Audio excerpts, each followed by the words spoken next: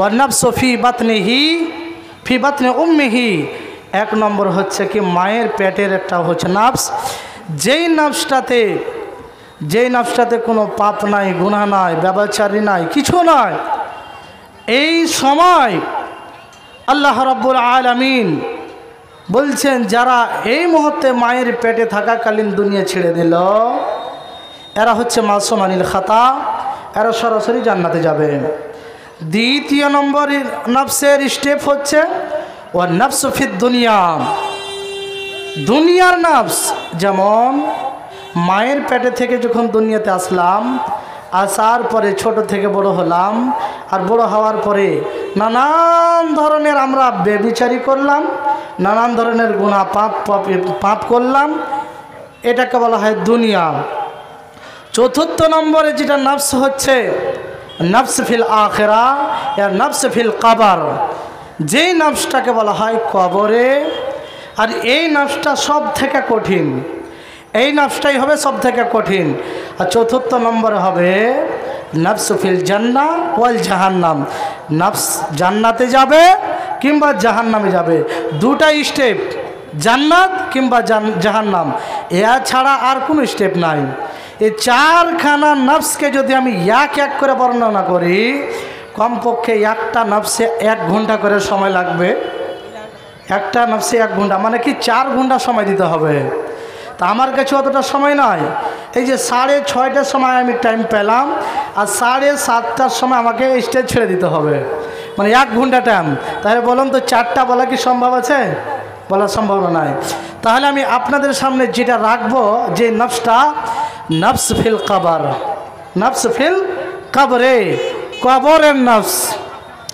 এই নফসটা কি জিনিস একটু আপনাদেরকে বোঝাবো, আর বোঝার পরে আমি এখান থেকে বিদায় নেব। বন্ধুগণ আমার, মানুষ যখন পৃথিবী ছেড়ে দেয়, ছাড়ার পরে মানুষের একটা সফর হয়, যে সফরটা সর্বপ্রথম হয় সেই সফরটার নাম কি জানেন? যখন মরে গেল মানুষ, মরে যাওয়ার পরে একটা সফর করে। আপনি বলবেন মৌলভী সাহেব এটা ফের কোন কথা? মরার পরে মানুষ সফর করতে পারে? জি, মরার পরে মানুষ সফর করতে পারে। ওই সফরের নাম হলো কি? এই যে আমরা সফর করি, এখান থেকে ধরেন আমলঝাড়িতে আছি, কদ্দূর যাবে জি ভাই? না তো কলকাতা, কদ্দূর? না তো দিল্লি, দিল্লির সফর হবে, কলকাতার সফর হবে, আর কোনটা ব্যাঙ্গালোরের, আর কোন জায়গা হবে চেন্নাই, হ্যাঁ? আর মরার পরে কোনটি সফর হবে? ওই সফরের নাম হলো কবর, ওই সফরের নাম হলো কবর। এটা হবে সর্বপ্রথম সফর। হযরত উসমান বিন আফফান রাদিয়াল্লাহু তাআলা আনহু, তার গোলাম উম্মে হানি রাদিয়াল্লাহু তাআলা আনহু হযরত উসমান গনি রাদিয়াল্লাহু তাআলা আনহুর দিকে দেখে, ভালো করে শুনবেন হাদিসের কথা।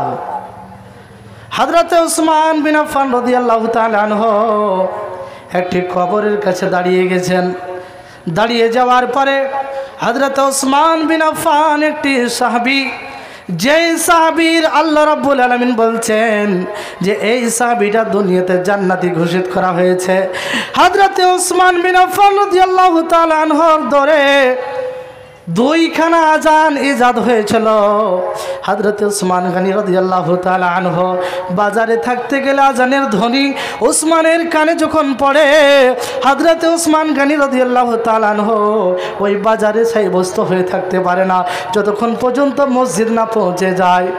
ওই উসমান গনি রাদিয়াল্লাহু তাআলা আনহু বাড়ির মধ্যে বসে আর আজানের ধ্বনি কানে পড়ছে, উসমান বাড়িতে আর থাকতে পারে না অতক্ষণ পর্যন্ত যতক্ষণ মসজিদের মধ্যে না যাচ্ছে। এই উসমান গনি রাদিয়াল্লাহু তাআলা আনহু এবার কবরের কাছে দাঁড়িয়ে কান্না করছে। বন্ধুরে, কান্দে এমন লেগেছে, কানতে কানতে কানতে দাড়ি মোবারক উসমান গনি রাদিয়াল্লাহু তাআলা আনহুর ভিজে গেছে।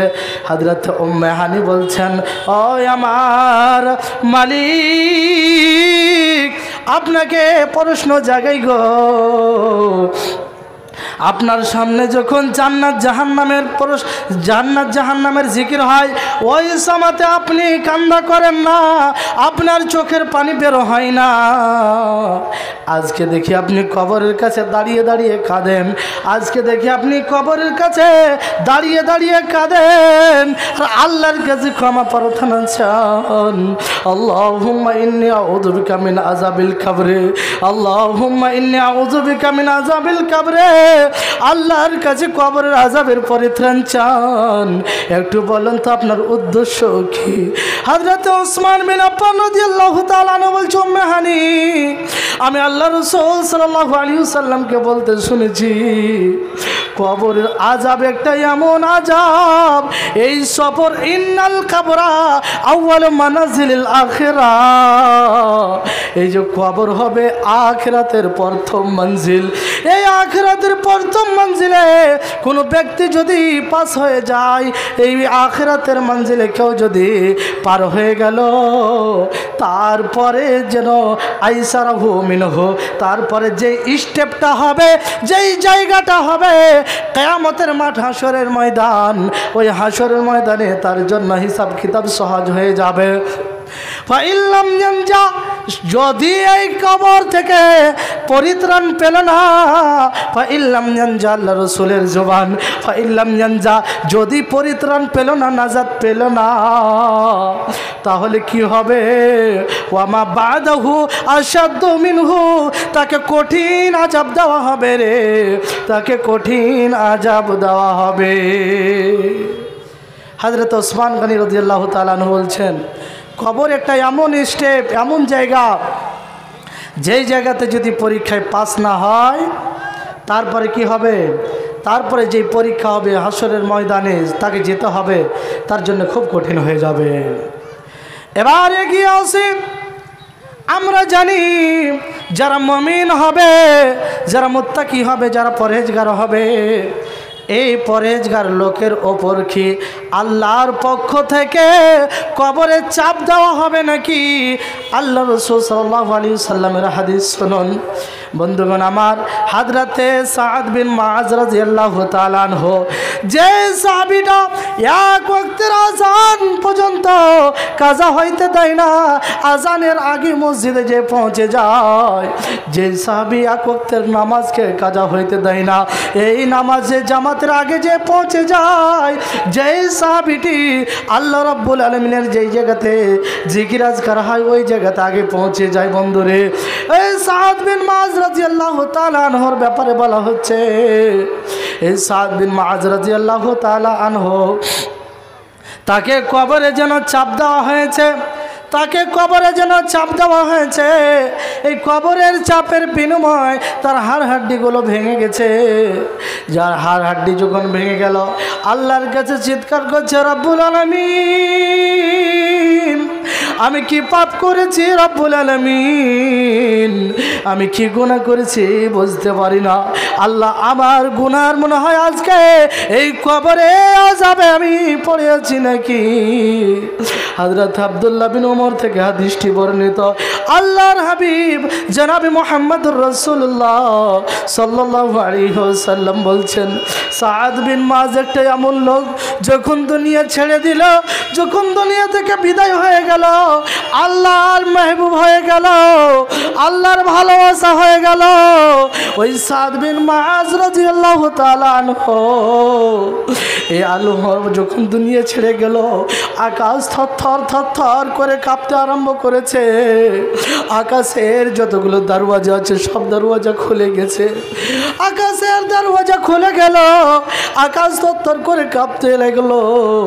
শুধু তাই নয়, আল্লাহ রাসূল বলেন, ওয়া শাহিদা ৭০ আলফাম মিনাল মালাইকা, তার জানাজায় ৭০,০০০ ফেরেশতা এসে জানাজার নামাজ আদায় করছে গো। আর এই ফেরেশতারা এসে সাদ বিন মুআয রাদিয়াল্লাহু তাআলা আনহুর জানাজায় শরীক হওয়ার পরে এই সাদ বিন মুআজ রাদিয়াল্লাহু তাআলা আনহুর জানাজা পড়লেন। সুম্মা জাম্মা আল্লাহ রাসূল সাল্লাল্লাহু আলাইহি সাল্লাম বলছেন সাদকে কবরে চাপা হলো। এবার সুম্মা পড়ে যা, তাকে এবার ছেড়ে দেওয়া হলো। ও জাম্মাহু, তাকে ছেড়ে দেওয়া হলো। আবার কবরে চাপ দিল, আবার ছেড়ে দিল।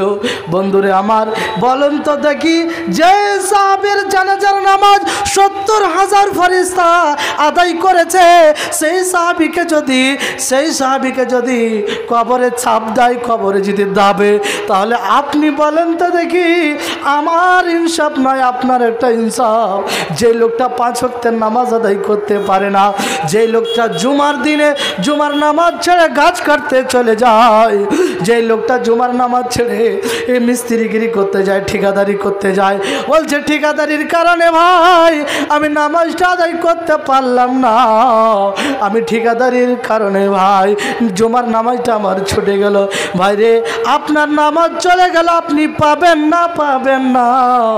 আপনার যদি হায়াত থেকে আপনি একবার নয় 14 বার ঠিকাদারি করতে পারবেন।